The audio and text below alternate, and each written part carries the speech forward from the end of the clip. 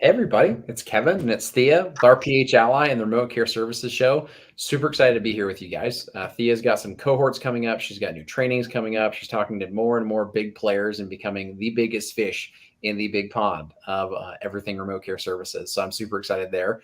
In this episode, we get to tell you guys that being a big fish doesn't mean you have to add more letters to the end of your name, get more certificates, talk to more individuals. It's really about getting started and getting going. And we're going to get going here. I'm going to click the reel and we're going to jump into it. Talk to you in a sec.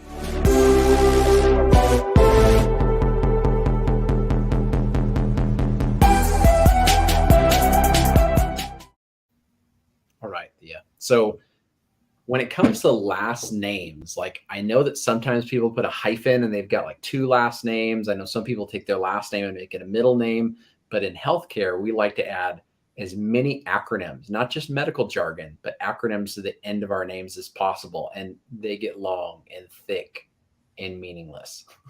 Give me your thoughts. Maybe I'm being too raw there, Thea, but I'd love to. No, I think you're right. I think you're right on it. I think you can get too much and lose why you're in practice. And, there's places for all of those acronyms. Unfortunately, in patient care, I haven't needed them. None of them. And so that's why I was like, for all things holy, stop with the certification, stop for the licensing, stop doing the things, and just start caring for patients again. Like, let's go. Like, it is not anything. So I know a lot of pharmacists, like we'll use retail pharmacists as our example for today. I'm just thinking like a lot of them feel like they don't have enough clinical knowledge. Well, around care management services, you don't need a lot of care management or clinical in-depth knowledge. You're still caring for the patient during their chronic needs, not acute needs. I'm not asking anybody to go get a certification in ICU pharmacy to be able to rescue someone. That's not what we're talking about. We're talking about care management services that are delivered to the patient's homes. That is what pharmacists do every day. We do that. We meet the patient where they are, unknown to us what questions are coming into our pharmacy counter that day, and we meet those needs every single day. And with remote care services like chronic care management, remote patient monitoring, any of the other acronyms for those care management services, it really comes down to, can you meet the needs of the patient in front of you? And I think pharmacists have every skill in the book that they need to be able to do that today. What are your thoughts?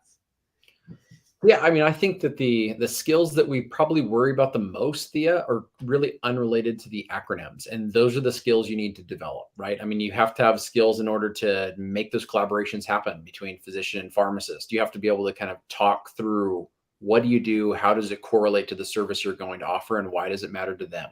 Like you don't need to have an extra master's or an extra degree or certificate for that. No business degree. Like you don't need a business degree to do that. No, and billing and finance, like you don't have to become a CPA. I guess there's a few different CPAs. You don't need a CPA, a collaborative practice agreement, and you don't have to be a certified financial planner. You don't have to have any accounting background, to you Right. to be able to say, here's how much it costs, here's how much time is involved, here's what the revenue split is going to be in order to get those financial components put together. And I think those are the pieces that really actually hold people back, are related to, can I make this happen in my workflow? Can I make this happen from a relationship standpoint? And can I make this happen financially? Right. Right. And so those things, no acronyms needed, but there is skill needed. And there is some practice potentially needed, some reading needed, maybe making some relationships and talking about it with other experts that are already doing it. And that's the biggest one for me there, Thea, that kind of drives me nuts. Like, how do I say this in the nicest way? Give it to me. Just spew it out. Come on. Yeah, like it drives me crazy to see stuff on like different social platforms about people that are experts, in the space, and they're going to teach you all about this, and they don't do it, and they haven't done it at high levels or capacities, and they haven't developed it in the real world, right? So it actually is impactful and working and successful. They're pontificating, about it, and I think that's the one that always drives me crazy. So make sure that if you're finding folks that are teaching things, that they're really laying down the groundwork and truly doing it, not just talking about it. And you don't need one of their certificates. Yeah, I can tell you I've wasted a lot of money on just that, Kevin. Like, I have found the shiny object and they hold it out there. It's like a carrot with a rabbit, right? Like, I'm chasing that carrot because it looks so good, but realistically, they don't have boots on the ground doing it. And I have wasted a ton of money and a ton of time figuring that out on my own. And that's why I'm here educating as many pharmacists or any healthcare members that would come and listen, because I really feel like it's important to know that I only teach you what I have been practicing for the last 5 years. Only, that sounds bad, but it really is just boots on the ground, me doing it in small town community, really helping, really making a difference, really pushing out results that are getting recognition today. And I bring up the certification and the qualifications today because I'm like, I keep hearing it over and over and over again, just how unqualified pharmacists think they are. And no one else in the realm of healthcare think pharmacists aren't qualified to do this. It's pharmacists. And so when I just wanted to give a little backstory on how I got started and how I felt comfortable doing it as just a PharmD, a doctorate in pharmacy, geez Louise. But I really did feel uncomfortable. It felt scary to me. Did I have the most up-to-date resources? Did I have I knew I was sharp with taking care of the patient need and meeting them where they are, but was my clinical endeavors, were they going to be strong enough to hold me up? And the first thing I have to say to that is you only have to be one step ahead of people for them to realize that you add value to their life. So when I stopped and took myself out of, do I know everything, and said, do I know more than the average American on people's healthcare around chronic conditions? And the answer was yes. And so I said, well, could I just go get some updated information? Yeah.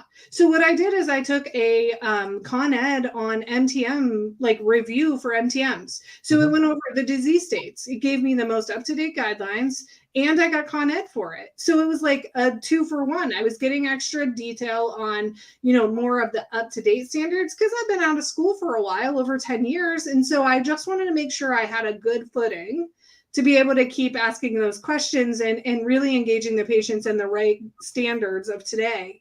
And so that certification, I think it was through PowerPack or something. It was like, I don't know, $79 or something. Like it really, and it went through like 10 modules, and I had all of the information with the gold standards of what today's care really was. And it served me twice. It served my comfort level and made me feel more comfortable getting in front of the patients, but it also gave me the content I was going to need anyways. I did see a question come up from Nick, I think.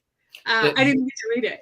No, Nick shot a comment across, and actually I was reading some stuff that Nick was doing, really cool stuff on a couple studies that he was punching across. But he says, we are definitely our own worst enemies. Thank you for calling us out. Preach, Thea. And so yeah, for sure. I mean, and it really is. I've talked to Nick offline, and I think it comes down to we are our biggest critics. And so if you wouldn't say it to your best colleague, you shouldn't say it to yourself. And so when I stepped back and really took a picture of what I was telling myself when I was starting, yes, the conversations are uncomfortable. And yes, you need someone to help you through that. And yes, the patients are kind of hesitant when you start working with them. But I can tell you 5 years into this, they are so appreciative, and it overflows my cup for the pharmacy career because it is doing exactly what I went to pharmacy school to do, care for patients without touching them. And now I get to say not dispensing anything. It's awesome. Yeah, I think the one thing that we underestimate sometimes, Thea, is the Herculean effort we think is necessary to make a big impact, right? Yeah. And it's amazing how small those impacts can be. Literally going through an entire med list with a patient. Like, what are you taking at home? What do you have at home in your cabinet? What are you using from other doctors? And coordinating those things all together. Like the impact of just that, just a human being that has the skill sets that every PharmD does in the background, every PharmD does, to go through a regimen and see there are problems here. There are issues here that we can either do one, just coordinate care, right? So that we're lining up refills, we're making sure patients can take their meds, we're looking at side effect profiles they're dealing with, and be able to see, are there duplicates or interactions? I mean, These are very basic, simple things that we're getting before maybe the end of our second year of pharmacy school, starting to Right. get those things pumping through. And I'm seeing lots of young pharmacists. I just read an article by a young pharmacist this morning that got into CCM 2 years into like starting practice, graduated, they have their own CCM clinic that they're running. And I think that's really evidence for a lot of folks out there that the skill sets that are necessary and the impact necessary can be very simple and really touches on disease states that we are so incredibly comfortable with, right? The Yep. ones that have just been slammed into us with hyperlipidemia, diabetes, hypertension, like the ones, the bread and butter for everybody in healthcare that pharmacists are especially attuned to, those specific needs. We've got them in spades. Right. They're really ones that you can take advantage of. But Thea, more on that. I mean, on that simple thought of we feel like we've got to do these incredible deep dives, look at every review and study that's ever been put out there, look at multiple disease states, know everything from oncology to neurology to pediatrics. But what things have you done, Thea, that have been so simple but made a huge impact?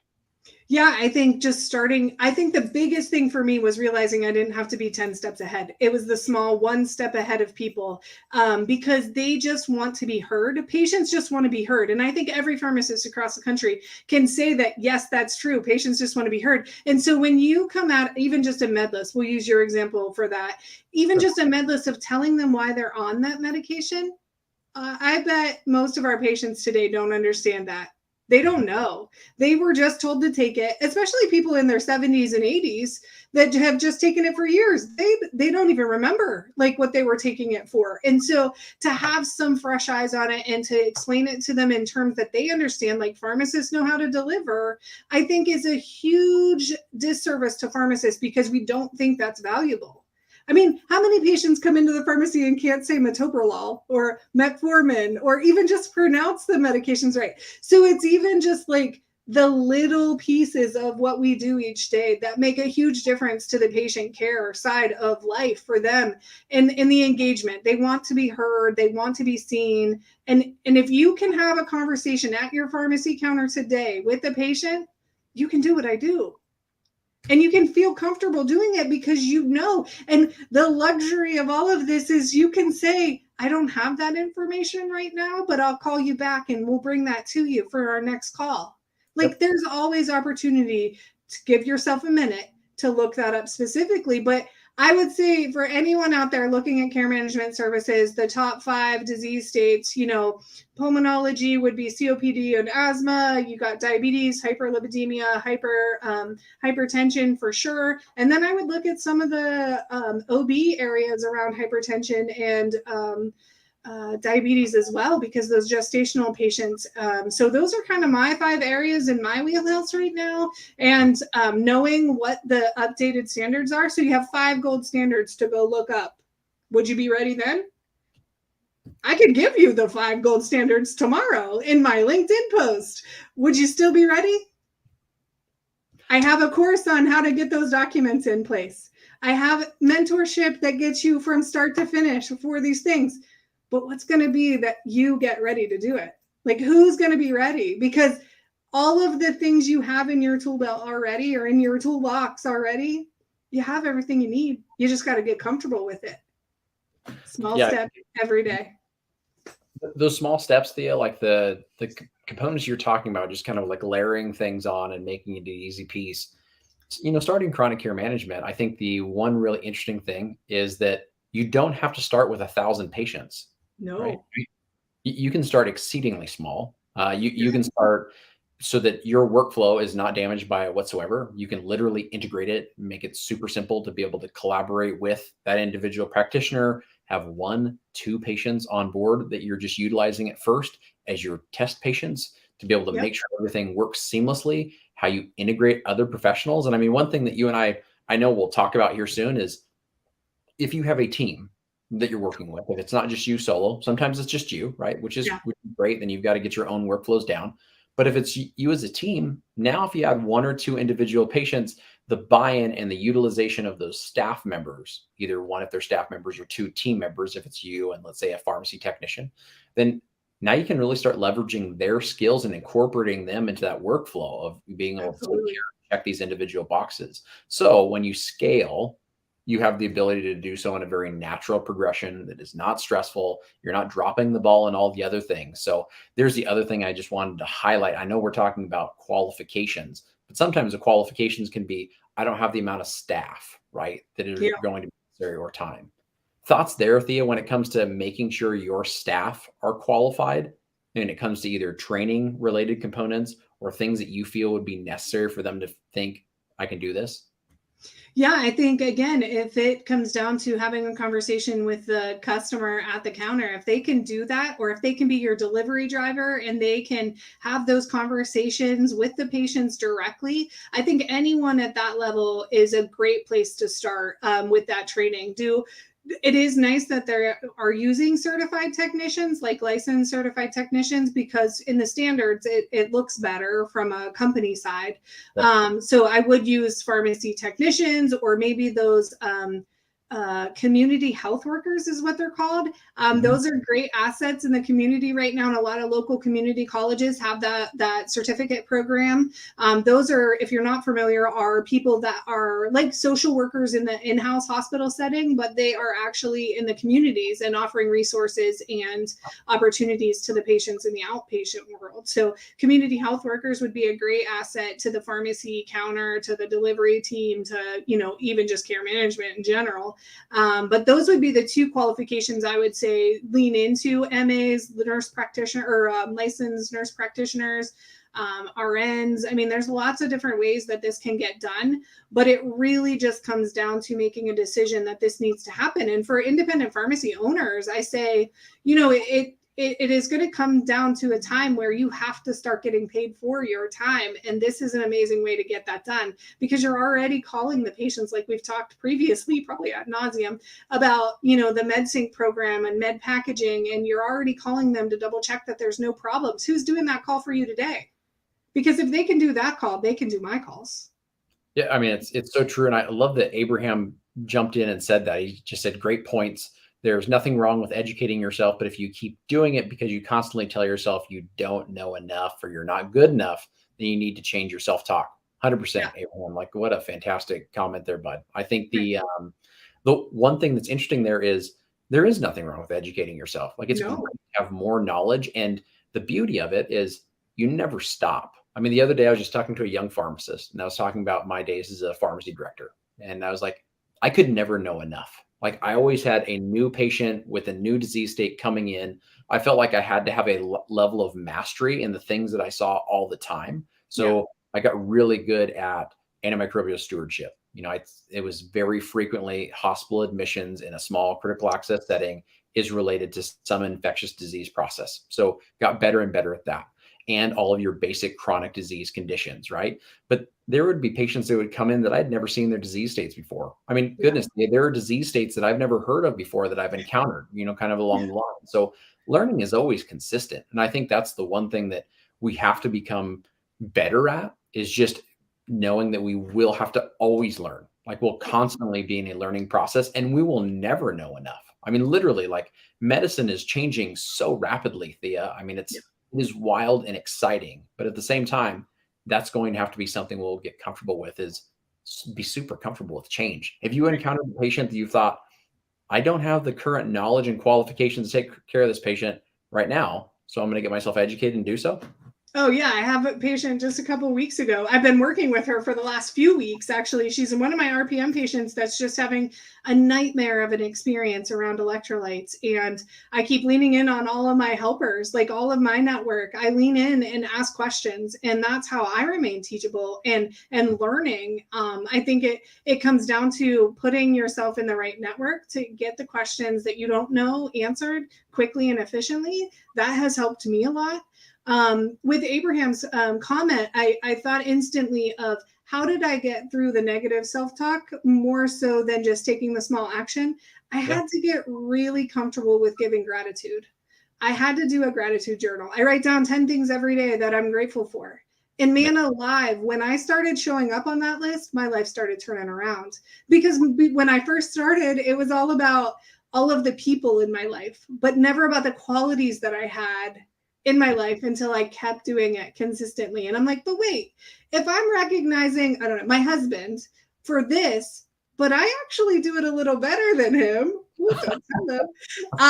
And I'm like, why am I not on my own list? Like, why is this not happening for me? And so the negative self-talk really became less and less the more grateful I was for what I did have, and started looking at the glass half full, not half empty, of what I do have. And when I don't know, I lean on my network, because I called that critical care pharmacist. I called my functional medicine pharmacist, and I got a holistic approach on how to handle this patient. And man, I look like the winner, like, to the patient, because I got to deliver the news, but I really couldn't have done it without those folks. So surrounding yourself by people that are better than you in a lot of different areas really does help too. Oh, 100%. No, I think that's so well said. And I think the other piece is the network you talk about, Thea, like that to me is just, I mean, that's why you and I are doing what we're doing right now. That's why Yeah. the entire group is trying to build out RPH Ally. Is it can feel sometimes like our network is so small, right? Or it's confined to just a certain knowledge set, knowledge base, or area. And so creating, like, broadening that network, starting to form those real relationships and get in touch with people, I think is just, it's paramount to your career success. It lets you see that other people are doing things that live very near and dear to you in your kinds of spaces, and you can do it too. And oftentimes they can help you get opportunities to be successful, right off the bat. So all those things kind of being said, thank you guys so much for joining us today. Thea, any final words for the audience before we let everybody go? I would just say, if you need help and don't know where to start, I am here on LinkedIn. I'm on RPH Ally. I'm over on Facebook, Instagram. I'm all over the place, pushing out quality content all the time. You can check all of the RPH Ally lives we've done on the YouTube channel as well. And you can watch back episodes on all the channels at RPH Ally, which is an amazing resource for all of those looking for opportunities within pharmacy that they're just not sure what's available to them. There's plenty of videos to be over there watching on RPH Allies YouTube channel. And know that I still have my cohort for June going for the the Conquering Collaborations cohort, for getting those documents in place to really be able to kickstart your care management services for physicians local to you. So have that going on as well. And let's see, I'm doing a con ed for the state of Pennsylvania here shortly. And it sounds like Kevin has some exciting news on RPH Allies front that we're going to try to get some virtual stuff out to you guys as a group. So I'm excited to see that come to fruition here in July, I think you said, right? July. You hit it. Yeah, we're looking to have our first ever live for RPH Ally. We're going to grab the entire band together and a lot of other experts to join, and hopefully a ton of you guys to be able to make it and kind of educate everybody on what's happening in pharmacy and what are the latest and greatest things that we can do to evolve as a profession. So we're super excited about that. Announcements are coming really soon. But thank you, Thea, so much as always. You do not need more letters behind your name. You got this covered. And if you need any help, head over to RPH Ally, and we're more than happy to help you. And we'll talk to you guys really soon. Have a great day. Take care.